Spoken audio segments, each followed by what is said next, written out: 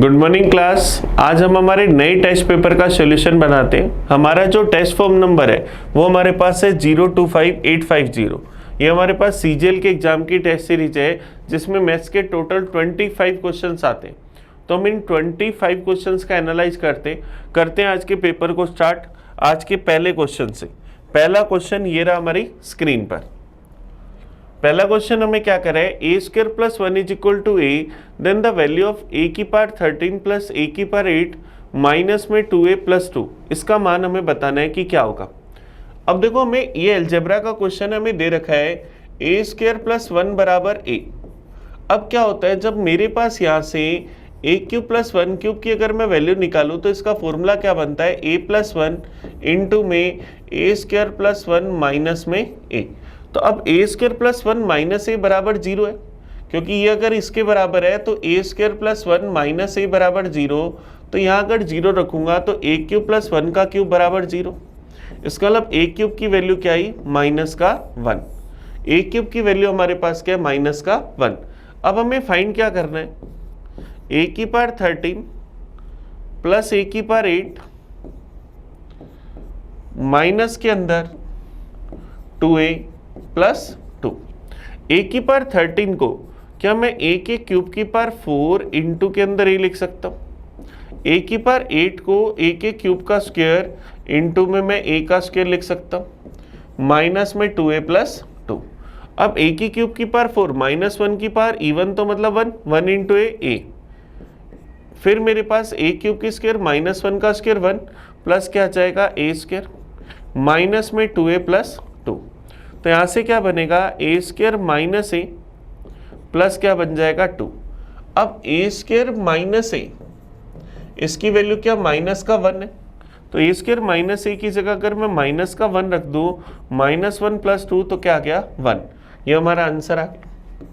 तो option D हमारे पास इसका आंसर आ जाएगा। नेक्स्ट क्वेश्चन की ओर बढ़ते, question number 52। During the first year, the population of a village is increased by 5%. पहले साल किसी गांव की जनसंख्या 5% से बढ़ जाती, and second year decrease by 5%। दूसरे साल इसकी पॉपुलेशन 5% से कम हो जाती है। At the end of second year its population was 47880। What was the population at the beginning of first year. 5% से बढ़ रही है, इसका मतलब 1/20 से बढ़ रही है। 5% से कम हो रही है, इसका मतलब 1/20 से कम हो रही है। इनिशियली पॉपुलेशन 20 थी तो कितनी होगी 21, फिर पॉपुलेशन 20 से कितनी होगी 90। इसका मतलब इनिशियली पॉपुलेशन हमारे पास कितनी थी 400, और बाद में पॉपुलेशन हमारे पास क्या हो गई 399। ये हमारे पास हुई।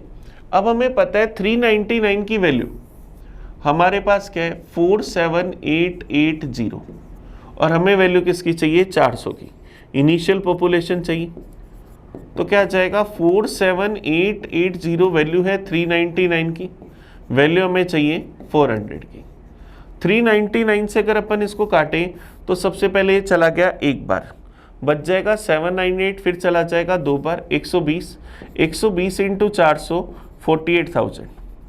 तो अब इस गांव की इनिशियल पॉपुलेशन क्या थी 48,000। ये हमारा आंसर आ जाएगा, क्योंकि पहले साल 5% बढ़ी, दूसरे साल 5% कम हुई। तो यहाँ से हमने सक्सेसिव चेंजेस को कर लिया। आप चाहो तो इसको नेट इफेक्ट से भी कर सकते थे। चलिए नेक्स्ट क्वेश्चन देखते हैं 53 number.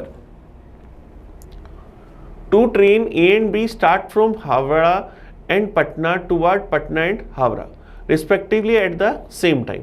After passing each other, they take 4 hours 48 minutes and 3 hours 20 minutes to reach Patna and Howrah respectively. If the train from Patna is moving at 54 km per hour, then the speed of other train is. अब हमें पता है कि cross करने के बाद का time दे रखा है। जब क्रॉस करने के बाद का टाइम दे रखा होता है तो छोटा सा फॉर्मूला होता है स्पीड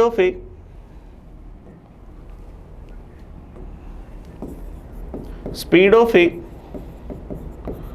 अपॉन में speed of B is equal to root में बी का टाइम अपॉन में ए का टाइम। ये टाइम कौन सा होता है, मिलने के बाद का। अब हमें पता है दो ट्रेन ए और बी हावड़ा और पटना से क्रमशः इनकी ओर निकलती। एक ही समय पर चलना स्टार्ट करती हैं और एक दूसरे से गुजरने के बाद 4 घंटे 48 मिनट, पहले को 4 घंटे 48 मिनट का समय लगता है, दूसरे को 3 घंटे 20 मिनट का समय लगता है। यदि पटना से चलने वाली दूसरे वाली ट्रेन की स्पीड अगर हमें दे रखी है 54 किलोमीटर पर आवर, तो हमें अदर जो ट्रेन है, पहले वाली जो ट्रेन है उसकी स्पीड बतानी। स्पीड ऑफ ए नहीं पता, अपॉन में स्पीड ऑफ बी 54, बी को कितना टाइम लगा 3 घंटे 20 मिनट, और ए को कितना टाइम लगा 4 घंटे 48 मिनट। तो 3 घंटे 20 मिनट 3 से 1/3 या 4/3 घंटे, 4 घंटे 48 मिनट का मतलब 4 से ही 4/5 घंटे, तो ये मेरे पास क्या जाएगा 24/5 घंटे, ऐसा हम देख सकते हैं। तो मेरे पास क्या जाएगा A/54, ये 4/3, 4 ऊपर और 3 नीचे, अपॉन में 24, ऊपर क्या जाएगा 5। 48 मिनट का मतलब क्या हुआ 4 घंटे 48 मिनट, तो ये 4 से 4/5 घंटे या 24/5 घंटे। तो यहाँ से अगर अपन इसको देखें तो 4 से चला गया 6 बार, 4 से ये हमारे पास चला गया 6 बार, 4 आवर 48 मिनट, 4 आवर 48 मिनट, तो ये क्या हो जाएगा 48/60, 4/5, 5 चौक 20, 24/5, और 3 घंटे 20 मिनट, ये 3 घंटे 20 मिनट है, ये 3 से 1/3, तो ये क्या बनेगा 10/3, ये मेरे पास 10/3 बनेगा। तो यहां से क्या बनेगा 10/3 अपॉन में 24/5, ये हमारे पास आ जाएगा। 2 से चला गया 5 बार, 2 से चला गया 12 बार, तो क्या बना 25/36 रूट के अंदर। तो A/54 बराबर क्या बनेगा 5/6। 6 से चला गया 9 बार, तो एक की वैल्यू 9 × 5 45, तो पहले वाली ट्रेन की स्पीड क्या जाएगी 45 किलोमीटर पर आवर। ये 3 घंटे 20 मिनट था, इसको हमने गलती से 1 लिख लिया, तो 3 से 1/3, तो ये 10/3 बन जाएगा। चलिए नेक्स्ट क्वेश्चन की ओर बढ़ते, 54 की ओर। A sum invested for 3 years compounded at 5%, 10% and 20% respectively. In 3 years, if the sum amounts to 16,632, then find the sum. पहले 5% ब्याज, फिर 10% ब्याज, फिर 20% ब्याज। 5% का मतलब 1/20, 10% का मतलब 1/10 और 20% का मतलब 1/5। तो ये 20 से कितना होगा 21, 10 से कितना हो जाएगा 11, और 5 से कितना हो जाएगा 6, ये हमारे पास आएगा। तो हमारे पास यहाँ से क्या जाएगा, इनिशियली कितना था 200 × 5 1000, बाद में कितना हो जाएगा 21 × 6 126, 126 × 11, तो क्या जाएगा 6 8 3 1386, ये हमारे पास आ जाएगा। तो अब देखो हमारे पास आया 1386, इसकी वैल्यू हमें क्या दे रखी है 16,632 रुपये, और हमें वैल्यू किसकी चाहिए प्रिंसिपल की 1000 रुपये की, ये हमारी अमाउंट है, ये प्रिंसिपल है। तो अब देखो प्रिंसिपल निकाल लेते हैं 16,632 रुपये, इसकी रेशो में वैल्यू 1386, हमें वैल्यू चाहिए 1000 की। तो 1386 से काटे सबसे पहले चला जाएगा एक बार, यहाँ पर अगर अपन डिवाइड कर ले 16,632 को 1386 से, सबसे पहले भाग चला गया एक बार, 13 में से 6 गए 7, फिर 15 में से 8 गए 7, फिर हमारे पास बच जाएगा 5 में से 3 गए 2, 270 ऊपर से आ जाएगा 2, फिर चला जाएगा 2 बार, तो ये पूरा पूरा चला गया 12 बार। 12 को अगर 1000 से गुना करा तो 12,000 रुपये, तो प्रिंसिपल कितना आ जाएगा 12,000, निवेश की ये राशि 12,000 रुपये। चलिए ये सीआई का क्वेश्चन था जिसमें तीनों साल के लिए रेट अलग थी। आप चाहे तो यहाँ सक्सेसिव चेंज लगा सकते हैं, आप चाहे तो तीनों चेंज का नेट इफेक्ट लगा सकते हैं, या प्रिंसिपल कोई भी वैल्यू मानकर उसको इंक्रीज करते हुए इस अमाउंट से कंपेयर कर सकते हैं। नेक्स्ट क्वेश्चन देखते हैं 55। a + b + c = 0, तो हमें इसकी वैल्यू बतानी है कि क्या होगी। हमें फाइंड करना है a + b/c + b + c/a + c + a/b into के अंदर a/b + c + b/c + a plus C upon A plus B, हमें ये फाइंड करना। अब a plus B plus C अगर जीरो है, a plus B plus C अगर जीरो है तो क्या हम a प्लस बी बराबर माइनस सी कह सकते हैं, b प्लस सी बराबर माइनस ए और c प्लस ए बराबर माइनस का b। तो अब a प्लस बी की जगह रखूं मैं माइनस सी अपॉन में c, b प्लस सी की जगह माइनस ए अपॉन में A, plus C upon C plus A की जगह minus B upon B, into के अंदर a upon minus A, b upon minus B plus C upon minus A. तो क्या आएगा minus one minus one minus one into में minus one minus one minus one, मतलब minus three into minus three, तो क्या बन जाएगा 9। तो हमारा आंसर क्या आ जाएगा 9। ये हमारे पास आंसर आ गया। किसी को अगर ऐसा नहीं करना हो तो इन तीनों का टोटल 0 है, इसको 1 मान लो, इसको 1 मान लो और इसको -2 मान लो, तो आपका आंसर यहाँ रखोगे तब भी यही आएगा। आप चाहो तो इसको 2 मान लो, इसको 1 मान लो, इसको -3 मान लो, कोई भी ऐसा टोटल जिसका टोटल 0 बन रहा हो, लेकिन किसी इंडिविजुअली को 0 मत मानना क्योंकि सारी वैल्यू इंडिविजुअली डिवाइड में आ रही है। आप अगर ऐसा करोगे तो आपका आंसर हमेशा 9 आएगा। नेक्स्ट क्वेश्चन देखते हैं 56। The area of the circumcircle of an equilateral triangle is 3 pi, then the perimeter of triangle is. हमारे पास क्या कह रहा है कि एक इक्विलेटर ट्रायंगल है, उसका जो सर्कम सर्किल है, उसका एरिया 3 पाई है। तो हमें क्या करना है, उस त्रिभुज का परिमाप बताना है। अब सर्कम सर्किल की रेडियस हमारे पास एरिया क्या होगा, सर्किल का एरिया जो होगा वो क्या होगा पाई आर स्क्वायर। तो पाई आर स्क्वायर की वैल्यू में किसके बराबर दे रखी है 3 पाई के, 3 पाई सेंटीमीटर स्क्वायर। पाई से पाई कट गया, पाई से पाई कट गया, तो आर स्क्वायर बराबर 3, तो आर बराबर √3 सेंटीमीटर। अब सर्कम सर्किल की रेडियस अगर √3 है तो इक्विलेटर ट्रायंगल और सर्कम सर्किल की रेडियस के बीच में रिलेशन क्या होता है, r बराबर a अपॉन √3। तो √3 बराबर a अपॉन √3, तो a बराबर क्या जाएगा 3। अब इस ट्रायंगल की साइड अगर 3 सेंटीमीटर आ गई तो इस ट्रायंगल का जो पेरीमीटर होगा परिमाप वो क्या होगा 3, तो 3 इंटू 3 क्या आ जाएगा 9 सेंटीमीटर।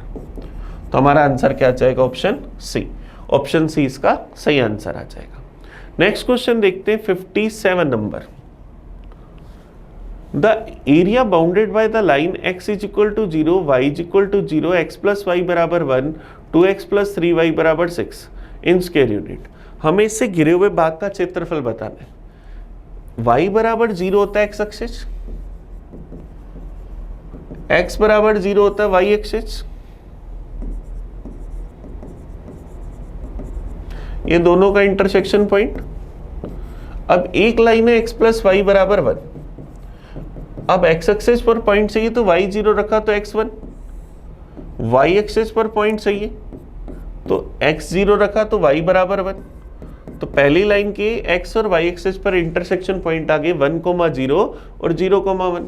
दूसरी लाइन है 2x प्लस 3y बराबर 6।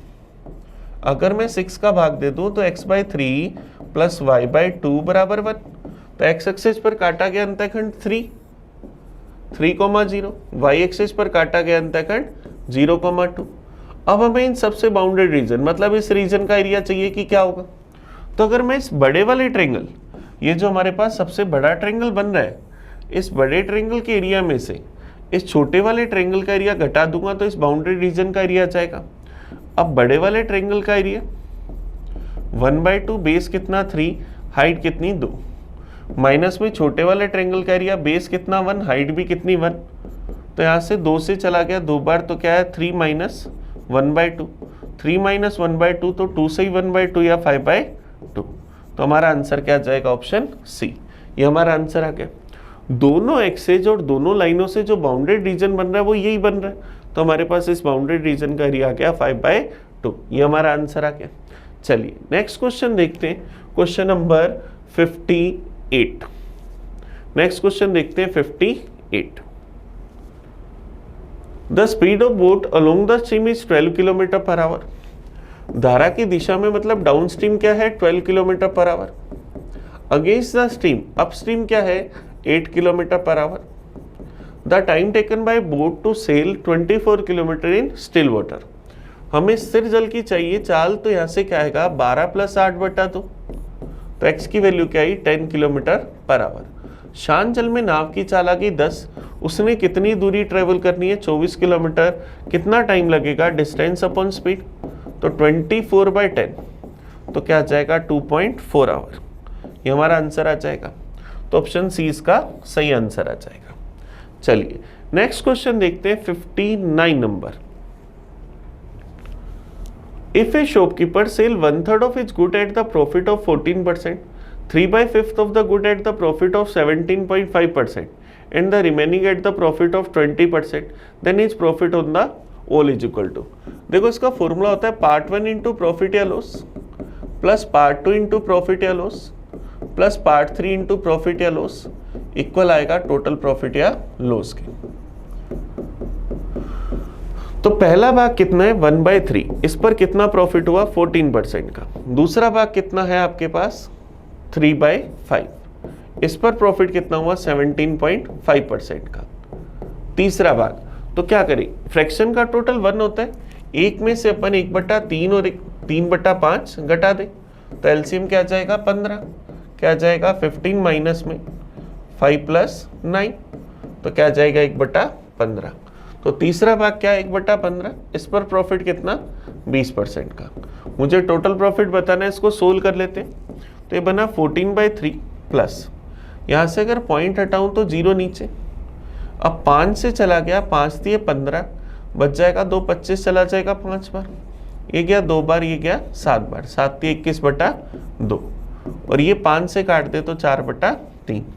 एलसीएम क्या गया अब 14/3 + 4/3 18/3, 18/3 + 21/2 या 10 से 1/2, 18/3 हमारे पास क्या बन जाएगा 6, 6 + 10/10 से 1/2, तो क्या जाएगा 16 से 1/2 या 16.5%। तो हमें ओवरऑल कितना प्रॉफिट हो गया 16.5% का। बस हमने एक छोटा सा फॉर्मूला यूज करा, पार्ट 1 इंटू प्रॉफिट या लॉस प्लस पार्ट 2, इस तरह से टोटल प्रॉफिट लॉस के बराबर। नेक्स्ट क्वेश्चन देखते हैं 60 number. ABC are the points on a circle with center O. P is and the external point in the line AB. From PA tangent PC has been drawn. If AB tan VP is equal to 8, then the tangent PC is equal to। हमें कह रहे हैं एक वृत्त है जिसका centre O है, यहाँ पर ABC पर बिंदु है, P रेखा AB पर एक बाह्य बिंदु है, बिंदु P से एक स्पर्श रेखा PC खींची गई। हमारे पास हम क्या करते हैं, एक स्पर्श रेखा PC खींच लेते हैं। हमें कह रहे AB पर एक बाह्य बिंदु P है, AB पर बाह्य बिंदु एक P है, P से हमने एक स्पर्श रेखा खींची PC। अब AB बराबर 10 है, AB बराबर 10 सेंटीमीटर, BP बराबर 8। अब B पॉइंट यहाँ होगा और A यहाँ होगा, BP बराबर 8। हमें क्या करना है PC की लंबाई बतानी। तो अब देखो अगर अपन इसका दोबारा से डायग्राम बना लें, ये हमारे पास सर्किल, ये हमारे पास पॉइंट C, ये पॉइंट B और ये A, ये P। हमें कह रहा है ABC O केंद्र वाले एक वृत्त पर स्थित बिंदु है, P रेखा AB पर एक बाह्य बिंदु है, AB पर एक बाह्य बिंदु P है। AB लिखा हुआ ना, इसीलिए हमने ऐसे लिखा A B और फिर उसके बाद आया P। PC खींची गई, AB की लेंथ है 10 सेंटीमीटर, BP की लेंथ हमारे पास 8 सेंटीमीटर। तो हमें क्या करना है PC की लंबाई बतानी। अब हमारे पास छोटा सा फॉर्मूला होता है PC² बराबर PB इंटू PA, तो PC² बराबर 8 इंटू 18, तो PC² बराबर 144, तो PC बराबर 12। तो हमारे पास इस स्पर्श रेखा की लंबाई क्या आ जाएगी 12 सेंटीमीटर। ऑप्शन सी हमारा आंसर आ जाएगा। चलिए नेक्स्ट क्वेश्चन की ओर बढ़ते हैं, क्वेश्चन नंबर 61। 61 देखो हमें क्या कह रहा है, after working for 8 days Anil find that only 1/3 of the work has been done. He employed Rakesh who is 60% more efficient than Anil. How much more days will be Anil take to complete the job? अब देखो हम लोगों को पता है कि 8 दिन काम करने के बाद अनिल पाता है कि 1/3 काम समाप्त हुआ। अनिल 1/3 वर्क 8 डेज में करता है, तो पूरा काम कितने दिन में करेगा? 24 दिन में। फिर वो क्या करता है, इसके बाद राकेश को काम पर रखता है जो अनिल से 60% अधिक दक्ष है। राकेश को रखा, अनिल की एफिशिएंसी अगर हमारे पास 100 है तो राकेश की एफिशिएंसी 160, तो इनकी एफिशिएंसी का रेशो क्या है? 5:8। अब अनिल की एफिशिएंसी 5, टोटल 24 डेज लगे, तो टोटल वर्क क्या हुआ? 120 पेड़। अब अनिल ने काम करा 8 दिन, अनिल ने काम करा 8 दिन, बचा हुआ काम क्या कह रहा है? कौन करेगा? राकेश। और राकेश अनिल से कितना है? 60% अधिक दक्ष है, तो अनिल के काम समाप्त करने में और कितने दिन अधिक लगेंगे? अब क्या हुआ, काम समाप्त हो गया, अब राकेश को काम पर रख लिया गया, तो अब काम को खत्म होने में कितने दिन लगेंगे देख लेते हैं। अनिल काम करता है 8 दिन, रोज काम करता है, 5 पेड़ लगाता है, तो 8 दिन में कितने पेड़ लगाएगा? 40। टोटल 120 पेड़ लगाने थे, तो बचे कितने? 80।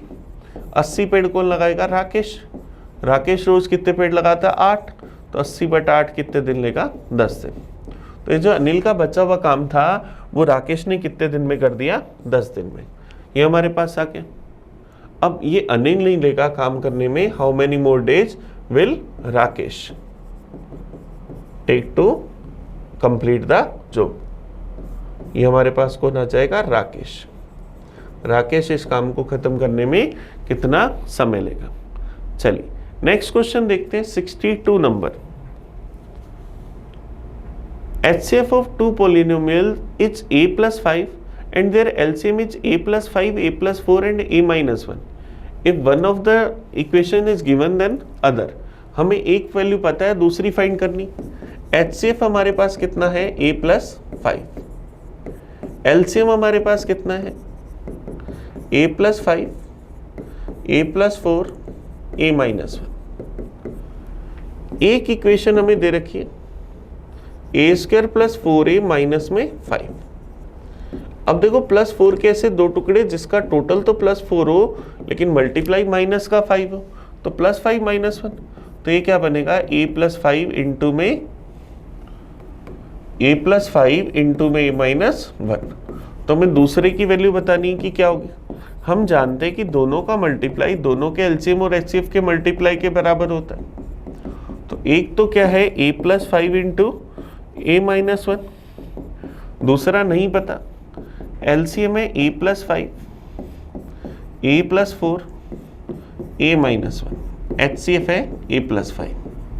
तो a + 5 से a + 5 कट गया, a माइनस 1 से a माइनस 1 कट गया, तो दूसरी जो इक्वेशन है वो क्या होगी? a + 5 into a + 4। तो ये क्या बनेगा? a² + 4a + 5a + 20। तो क्या बन जाएगा? a² + 9a + 20। तो ये हमारी दूसरी इक्वेशन आ जाएगी। तो ऑप्शन सी हमारा आंसर आ जाएगा। तो इसका सही आंसर है ऑप्शन सी। चलिए नेक्स्ट क्वेश्चन की ओर बढ़ते हैं, क्वेश्चन नंबर 63 की ओर। From the salary of an officer 10% is deducted as house rent, 15% of the rest he spent on children's education, 10% of the balance he spent on the clothes. After this expenses he is left with 1377. His salary is 10% उसका घर किराए में cut गया, शेष का उसने 15% बच्चों की शिक्षा पर खर्च करा, शेष का 10% कपड़ों पर खर्च करा, फिर भी उसके पास कितने रुपए बच गए? 1377। तो हमें उसकी इनकम बतानी कि क्या होगी। 10% का मतलब 1/10, 15% का मतलब 3/20, फिर 10% का मतलब 1/10। तो उसकी इनकम अगर 10 थी, एक खर्च करा तो बचे कितने? 9। इनकम 20 थी, 3 खर्च करा तो बचे 17। इनकम 10 थी, एक खर्च करा तो बचे 9। तो उसकी इनकम मेरे पास कितनी थी? 2000। बचा कितने रहा है? 9 इंटू 9, 81 इंटू 17। तो यहाँ से क्या आ जाएगा? 1377। सच में ही वो कह रहा है मैं 1377 बता रहा हूँ। 1377 की वैल्यू 1337 रुपीज़, तो 2000 की वैल्यू 2000 रुपीज़। तो उसकी इनकम कितनी थी? 2000 रुपये। ये हमारा आंसर आ जाएगा। ऑप्शन सी इसका सही आंसर आ गया। नेक्स्ट क्वेश्चन देखते हैं, question number 64। The respective ratio between the present age of daughter, father, mother and son is. Daughter, father, mother और सन, इनकी एज का ratio 2:9:8:3. If the sum of father and mother present age together is 68 year, father और mother का ratio में total कितना 17 की value 68 साल, तो एक की वैल्यू 4 साल. तो हमें क्या बताना है, what is the sum of their daughters and son present age together. Daughter की एज 2, सन की एज 3, दोनों का टोटल 5, एक की वैल्यू 4 साल, तो 5 की वैल्यू 5 गुना 4 20 साल. तो हमारे पास क्या जाएगा, पुत्री और पुत्र दोनों की वर्तमान आयु का योग 20 साल. ये हमारा आंसर आ जाएगा. चलिए नेक्स्ट क्वेश्चन की ओर बढ़ते हैं. Question number 65. Cos theta upon में sine theta minus sine theta upon cos theta बराबर 2. तो हमें टेन थीटा बताना है कि किसके बराबर होगा. Cos theta upon sine theta minus sine theta upon कोस थीटा बराबर 2. तो हम लोगों को वैल्यू चाहिए टेन थीटा की. थीटा 90 डिग्री से छोटा. तो इसको अपन क्या 1/10 थीटा माइनस में टेन थीटा बराबर 2 लिख सकते हैं. एलसीएम ले लेंगे तो 1 minus ten square theta upon में टेन थीटा बराबर 2. तो 1 माइनस टेन स्क्वायर थीटा बराबर 2 टेन थीटा. अब इस टर्म को अगर अपन उधर ले जाएं तो ten square theta plus 2 tan theta minus 1 बराबर 0. ये हमारे पास एक क्वाड्रेटिक इक्वेशन बन गई. यहाँ से अगर हमें टेन थीटा की वैल्यू चाहिए तो श्रीधराचार्य फॉर्मूला लगा दें. Minus B plus minus root में बी स्क्वायर माइनस में 4 into A into C upon में 2a. ये हमारे पास आएगा. तो हमारे पास क्या आएगा, -2 प्लस माइनस 4 और 4 क्या बन जाएगा 8. रूट में से 8 को बाहर लाएंगे तो 2√2 अपॉन में 2. तो 2 से काट देंगे तो -1 प्लस माइनस √2. अब माइनस का √2 ले नहीं सकते क्योंकि थीटा 90 डिग्री से छोटा है तो वैल्यू पॉजिटिव होनी चाहिए. तो क्या बनेगा √2 माइनस 1. टेन थीटा की वैल्यू √2 माइनस 1. ये हमारा आंसर आ जाएगा. ऐसा कोई ऑप्शन है, ऑप्शन ए हमारा आंसर आ गया. नेक्स्ट क्वेश्चन की ओर बढ़े. Question number 66. A cylinder vessel 80 cm in diameter is partially filled with water. A heavy sphere of 60 cm diameter is dropped into the vessel. Then what is the water level will rise by? जैसे हम इस बेलन के अंदर एक गोल भारी गोला डालेंगे तो जैसे ही डालेंगे तो पानी का लेवल ऊपर बढ़ेगा. वो कितना ऊपर उठेगा, जितना इस गोले का वॉल्यूम होगा. तो हमारे पास बेलन का volume pi R square H, radius कितनी 40, हाइट कितनी बढ़ेगी मान लिया h. ये वॉल्यूम किसके बराबर होगा, गोले के वॉल्यूम के 4/3 पाई आर क्यूब. उसकी रेडियस कितनी है 60 सेंटीमीटर व्यास, तो 30 सेंटीमीटर. तो 30 का क्यूब, पाई से पाई गया, 3 से गया 10 बार, 10 इंटू 4 40 से 40 कट गया, 0 से 0 गया. तो h की वैल्यू क्या है 30 इंटू 30 90/4, 90/4 या 45/2 या 22.5. तो बर्तन में जल का स्तर कितने ऊपर उठेगा 22.5 सेंटीमीटर. ऑप्शन डी हमारा आंसर आ गया. नेक्स्ट क्वेश्चन की ओर बढ़ते हैं. Question number 67. What cos 75 plus theta minus sec 15 minus theta minus tan 55 plus theta plus cot 35 minus theta is equal to? cosec 75 plus theta minus में sec. इसको अगर मैं 90 माइनस 75 प्लस थीटा लिखूं, minus के अंदर tan 55 प्लस थीटा प्लस के अंदर coat 90 minus 55 plus theta, ऐसा हम लिख सकते हैं. तो ये क्या बनेगा cosec 75 plus theta, sec 90 minus theta होता है cosec theta, cosec 75 plus theta minus में 10 55 plus theta, cot 90 minus theta क्या होगा 10 theta plus 10 55 minus theta. Cosec से कोसेक कट गया, 10 से 10 कट गया, तो आंसर क्या गया 0. तो ऑप्शन बी हमारा आंसर आ जाएगा. चलिए नेक्स्ट क्वेश्चन के बढ़े, question number 68. Triangle ABC is a triangle right angle at A, where AB is equal to 6 cm, AC is equal to 8 cm. Semicircle are drawn outside of the triangle AB, AC and BC at diameter which enclose area x, y, z square unit respectively. What is the value of x plus y minus z? हमारे पास ABC एक समकोण त्रिभुज है जहां पर A पर समकोण है। ABC हम लोगों ने एक राइट एंगल ट्रायंगल बनाया जिसमें A पर हमारे पास समकोण है। AB की लेंथ हम लोगों को दे रखी है 6 सेंटीमीटर, AC में दे रखा है 8 सेंटीमीटर, तो BC हो जाएगा 10 सेंटीमीटर। अब हमें कह रहे हैं AB, AC और BC को व्यास वाले हम लोगों ने क्या करा, अर्धवृत्त खींचे, वो भी बाहर की ओर, त्रिभुज के बाहर। एक सेमी सर्किल ये बनाया, एक सेमी सर्किल ये बनाया, एक सेमी सर्किल ये बनाया, और हमने इनको नाम क्या दिए, x, y, z, ये इनके एरिया। तो हमें क्या करना है, x plus Y minus Z बता दें। हमें पता है सेमी सर्किल का जो एरिया होता है, सेमी सर्किल के एरिया का फॉर्मूला होता है पाई आर स्क्वायर बाई 2। तो मुझे x plus Y minus Z चाहिए। अब मैं पाई बाई 2 तो सब सेमी सर्किल है तो कॉमन ले लेता हूँ, आर स्क्वायर। इसकी रेडियस कितनी होगी, डायमीटर 6 है तो रेडियस 3, 3 का स्क्वायर 9। वाई वाले की रेडियस कितनी होगी, 4, 4 का स्क्वायर 16 माइनस में। जेड वाले की रेडियस 5, 5 का स्क्वायर 25। तो पाई बाई 2 25 माइनस 25 तो क्या जाएगा, 0। तो हमारे पास आंसर क्या जाएगा, 0। ये हमारे पास आ गया, क्योंकि x plus Y minus Z इसने जितना कवर करा उन दोनों का टोटल किसके बराबर था, z के बराबर। चलिए नेक्स्ट क्वेश्चन देखते हैं 69।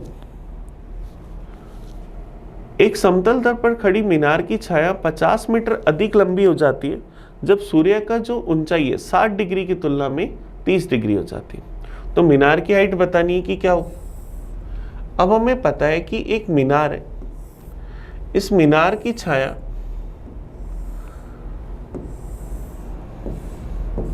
50 मीटर लंबी हो जाती है जब हमारे पास क्या है, कोण जो है 60 डिग्री की तुलना में 30 डिग्री हो जाता है। तो ये 50 मीटर लंबी हो जाती है। ये रेशियो क्या होता है, 1:2। 2 की वैल्यू 50 मीटर तो 1 की वैल्यू 25 मीटर। तो हमें मीनार की हाइट बतानी। अब 60 डिग्री के सामने की बड़ी भुजा तो 30 डिग्री के सामने छोटी भुजा, छोटी भुजा अगर 25 तो बड़ी भुजा क्या आ जाएगी, 25√3। ये हमारा आंसर आ जाएगा। तो मीनार की हाइट क्या आ जाएगी, 25√3। ये हमारा आंसर आ जाएगा। सूर्य की ऊंचाई की जगह आप क्या कह सकते हो, सन का एंगल, एलिवेशन, उन्नयन कोण, एलिवेशन एंगल, उन्नयन कोण 60 डिग्री की तुलना में 30 डिग्री हो जाता है। चलिए नेक्स्ट देखते हैं question number 70। What is the remainder 4 की पावर 1000 इज डिवाइडेड बाय 7। 4 की पावर 1000 को अपन 7 से डिवाइड करते हैं तो हमें रिमाइंडर बताना है कि क्या होगा। अब देखो 4 की कोई ऐसी पावर ढूंढते हैं जो 7 के आसपास हो। 4 की पावर 1 पर 4 आता है, 4 की पावर 2 पर 16, 7 का भाग दूंगा 2 बचेगा, 4 का क्यूब 64, 7 का भाग दूंगा 1 बचेगा। तो मैं इसको 4 की क्यूब में छोड़ता हूँ, तो 4 के क्यूब की पावर 333 इंटू में 4 की पावर 1/7, 4 का क्यूब 64, 64 की पावर 333 गुना में 4/7। अब 64 में 7 का भाग दूंगा, 7 × 63 क्या बचेगा, 1। 1 की कोई भी पावर 1 बचेगा, 4 में भाग दूंगा तो 4 बचेगा, तो आंसर क्या आ जाएगा, 4। तो शेषफल क्या आ जाएगा, 4 आ जाएगा। ये हमारा आंसर आ गया। चलिए नेक्स्ट क्वेश्चन की ओर बढ़ते हैं, question number 71। 2 chair and table cost ₹700 and 1 chair and 2 table cost 800। 2 कुर्सियां और 1 मेज की लागत 2 चेयर एंड 1 टेबल कॉस्ट ₹700। 1 कुर्सी और 2 मेजों की लागत 800 रुपये। तो m कुर्सियों और m मेजों की लागत 30,000 रुपये। तो m किसके बराबर है, 2 चेयर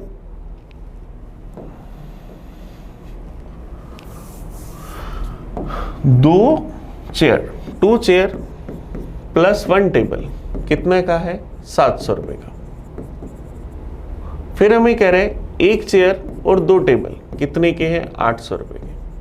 तो इनका अगर मैं टोटल करूं तो 3 चेयर और 3 टेबल कितने के हैं? 1500 रुपए के। तो 1 चेयर और 1 टेबल 500 रुपए का। हमें कह रहे हैं m चेयर और m टेबल 30,000 रुपए के। तो m का मान बताना है। एक टेबल चेयर के सेट का रेट 500 रुपए है, तो 30,000 रुपए अगर मैं 500 का भाग दे दूं तो मेरे पास नंबर ऑफ सेट्स आ जाएंगे 300 बटा 5 60। तो हमारे पास 50 ही चेयर और 50 ही टेबल। तो 30,000 रुपए लागत आई 50 चेयर प्लस 50 टेबल्स की, सॉरी 60 टेबल प्लस 60 चेयर्स की। 30,000 में 500 का भाग दिया तो 60 हमारा आंसर आ गया। चलिए नेक्स्ट देखते हैं 72। देखो 72 हमारे पास डीआई का क्वेश्चन हमें क्या करे, the bar graph given below shows the spending of family income on various items and savings during 2010। Observe the graph and answer the question. ये किसी परिवार की अलग अलग चीज़ों पर खर्चे को दिखा रहे और वो भी खर्चा परसेंटेज में। हमें बताना क्या है, भोजन पर व्यय की गई राशि जो है वो आय का कितना परसेंट है। भोजन पर व्यय की गई आय का कितना परसेंट है। तो भोजन पर देखो हमने कितना परसेंट खर्च करा, 20%। सीधा सीधा दे रखा है तो ग्राफ से डायरेक्ट वैल्यू आ गई, ऑप्शन डी हमारा आंसर आ गया। नेक्स्ट क्वेश्चन देखते हैं 73 भी CIDI का क्वेश्चन है। कपड़ों पर जो व्यय की गई है राशि वो आय का प्रतिशत बचत पर आय के प्रतिशत से कितना अधिक है। अब कपड़ों पर खर्च की गई जो राशि है वो आय का कितना परसेंट है? 15%। फिर हमें कह रहे हैं बचत पर जो खर्च की गई राशि है वो आय का कितना परसेंट है। बचत पर हम लोगों ने कितना खर्च करा? 12.5%। तो 15% 12.5% से कितना चाहते हैं? 15 माइनस 12.5 क्या जाएगा? 2.5%। ऑप्शन बी हमारा आंसर आ जाएगा। चलिए नेक्स्ट क्वेश्चन देखते हैं 74। द वैल्यू ऑफ, हमें इसकी वैल्यू बतानी कि क्या होगी। चलिए एक एक करके सोल्व करते हैं। 8.2 में 4.1 का भाग दूंगा 2 इंटू 2 क्या बनेगा? 4 माइनस में 4 3 12 में अगर मैं 1.2 का भाग दूंगा तो क्या जाएगा? 10। तो क्या आएगा? 7.8 माइनस में 10 तो माइनस का 2.2। तो आंसर क्या आ जाएगा? ऑप्शन डी, ये हमारा आंसर आ जाएगा। चलिए नेक्स्ट क्वेश्चन देखते हैं 75। एक वस्तु 25% और x% के 2 क्रमिक छूट के बाद 612 रुपए में बेची जाती है। वस्तु का MRP 960 रुपए, तो x का मान बताना। MRP 960 रुपए, पहला डिस्काउंट 25% का, 960 का 25% 240 रुपए। तो इसको हमें कितने में बेचना चाहिए था? 720 रुपए में। लेकिन इस पर दूसरा डिस्काउंट दिया x% का और इसको कितने में बेचा? 612 रुपए में। 720 वाली चीज 612 में बेची तो 108 का डिस्काउंट दिया, कितने पर? 720 पर। परसेंटेज में चाहिए, इंटू करा 100% से। यहाँ से हम x की वैल्यू निकाल लें। 36 से क्या? 3 बार, 36 से चला गया 20 बार, 20 से क्या? 5 बार, 5 दिए 15%। तो दूसरा डिस्काउंट कितने परसेंट का था?